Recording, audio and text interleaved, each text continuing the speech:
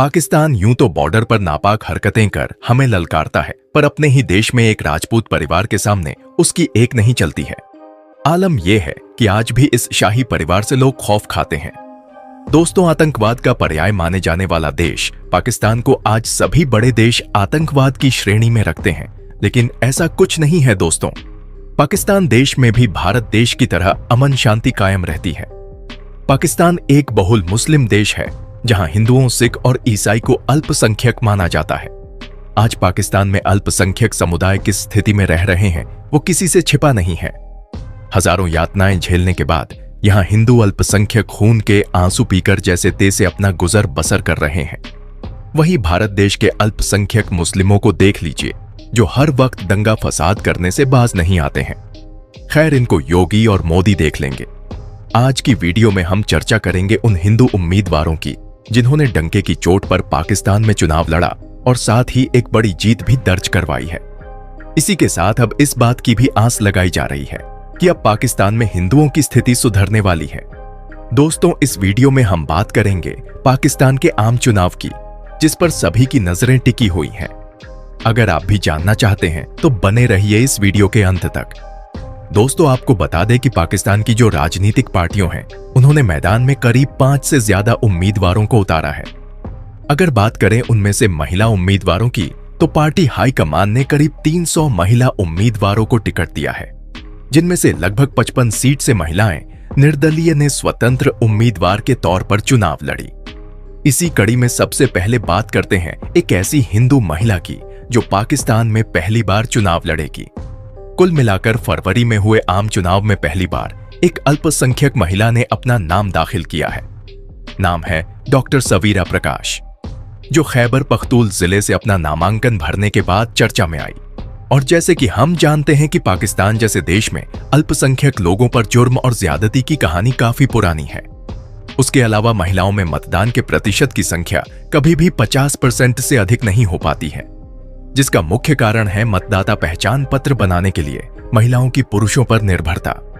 अब ऐसे में पाकिस्तान में पहली बार एक हिंदू महिला माइनॉरिटी ने जीत का संकल्प लेकर चुनाव में खड़ा होना सोचने वाली बात है।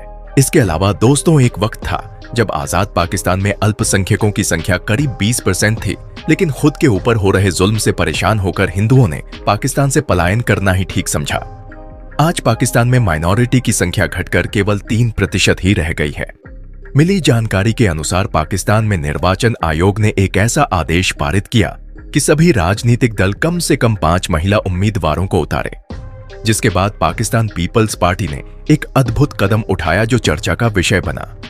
पार्टी ने एक ऐसी सीट पर अल्पसंख्यक महिला उम्मीदवार को खड़ा किया है जहां से हिंदू अल्पसंख्यक समुदाय पर जुल्म की खबरें अक्सर आती रहती हैं। हम बात कर रहे हैं पेशे से मेडिकल प्रोफेशन डॉक्टर सवीरा प्रकाश की, जो खैबर पख्तून से खड़ी हुई है। पाकिस्तानी मीडिया की रिपोर्ट्स के अनुसार सवीरा के पिता ओम प्रकाश एक डॉक्टर हैं और हाल ही में वह रिटायर हुए हैं। ओम प्रकाश बीते 35 सालों से पाकिस्तान पीपल्स पार्टी के सदस्य रहे हैं। सवीरा खुद भी एक डॉक्टर हैं। उन्होंने एबटाबाद इंटरनेशनल मेडिकल कॉलेज से 2022 में स्नातक किया है। सवीरा बुनेर में पीपीपी पार्टी की महिला विंग की महासचिव भी रह चुकी हैं। सवीरा महिलाओं की स्थिति को बेहतर करना चाहती हैं और उनके लिए बेहतर माहौल बनाना चाहती है। साथ ही सवीरा का कहना था कि अगर वह चुनाव जीत जाती है तो वह गरीबों और वंचितों के लिए भी काम करेंगी। सवीरा का कहना है कि डॉक्टर के रूप में सरकारी अस्पतालों में खराब प्रबंधन देखकर ही उन्हें व्यवस्था में सुधार करने की जरूरत महसूस हुई और तभी उन्होंने चुनाव लड़ने का फैसला किया। हालांकि पाकिस्तान में हुए आम चुनाव में इस महिला हिंदू उम्मीदवार को हार का सामना करना पड़ा। इसके बाद भी सवीरा प्रकाश ने अपनी पार्टी और निर्वाचन क्षेत्र के लोगों को धन्यवाद किया। यह खास पैगाम सवीरा प्रकाश ने अपने सोशल मीडिया हैंडल पर वीडियो शेयर करके दिया। चलिए अब बात करते हैं एक अन्य हिंदू उम्मीदवार की, जो पाकिस्तान आम चुनाव में खड़े भी हुए और बहुमत से जीते भी। हम बात कर रहे हैं महेश कुमार मालानी की, जिन्होंने बहुमत से जीत हासिल करके एक इतिहास रच दिया है। आपको बता दें कि महेश कुमार मालानी काफी पुराने नेता हैं, जिनका दबदबा पाकिस्तान में केवल अल्पसंख्यक हिंदुओं के बीच ही नहीं बल्कि मुस्लिम समुदाय के बीच में काफी है। 61 वर्षीय महेश कुमार मालानी पाकिस्तान की पीपल्स पार्टी एक पाकिस्तानी राजनेता है, जिन्होंने करीब 1,35,000 वोटों से जीत हासिल की है।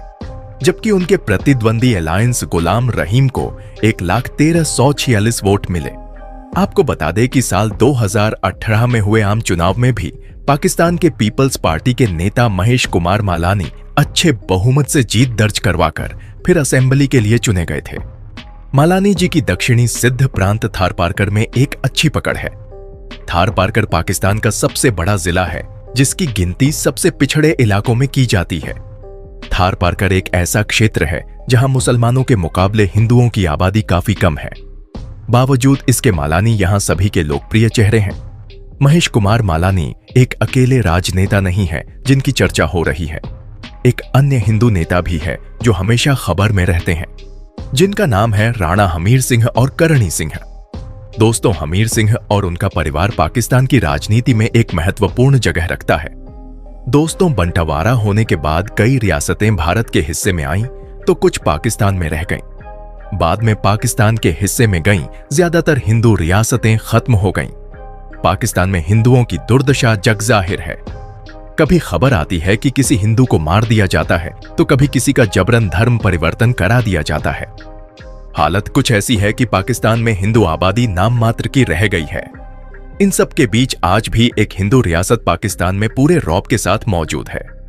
यहाँ के राजा और राज परिवार का रौब इतना कि पाकिस्तान की सरकार तक घबराती है।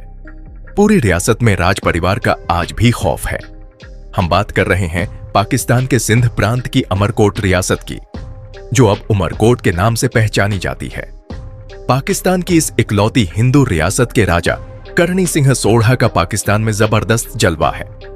करणी सिंह हमीर सिंह सोढ़ा के बेटे हैं। पाकिस्तान की राजनीति में हमीर सिंह के परिवार की शुरू से ही अहम जगह है। हमीर सिंह के पिता राणा चंद्र सिंह अमरकोट के शासक थे। सियासत में दखल और जबरदस्त पकड़ के चलते चंद्र सिंह 7 बार सांसद और केंद्रीय मंत्री रहे। वह पाकिस्तान के पूर्व प्रधानमंत्री जुल्फिकार अली भुट्टो के करीबी थे। चंद्र सिंह ने बेनजीर भुट्टो की सरकार में कई मंत्री पद संभाले। पाकिस्तान के ज्यादातर राजनीतिक कार्यक्रमों में सोढ़ा राज परिवार से कोई ना कोई जरूर शामिल होता है। राजा करणी सिंह अब बखूबी अमरकोट रियासत की बागडोर संभाल रहे हैं। वह कहीं भी जाते हैं तो उनकी सुरक्षा का खास इंतजाम रहता है। उनके अपने बॉडीगार्ड भी उनके साथ चलते हैं। बता दें कि उनके सुरक्षा गार्ड्स में ज्यादातर मुसलमान हैं। उनके बॉडीगार्ड्स के पास शॉटगन से लेकर AK-47 राइफल तक रहती है। उनकी सुरक्षा में लगे मुसलमान मानते हैं कि हमीर सिंह का परिवार राजा पुरु के वंश से है, इसलिए वे आज भी उन्हें अपना शासक मानते हुए हर वक्त उनकी सुरक्षा में तैनात रहते हैं।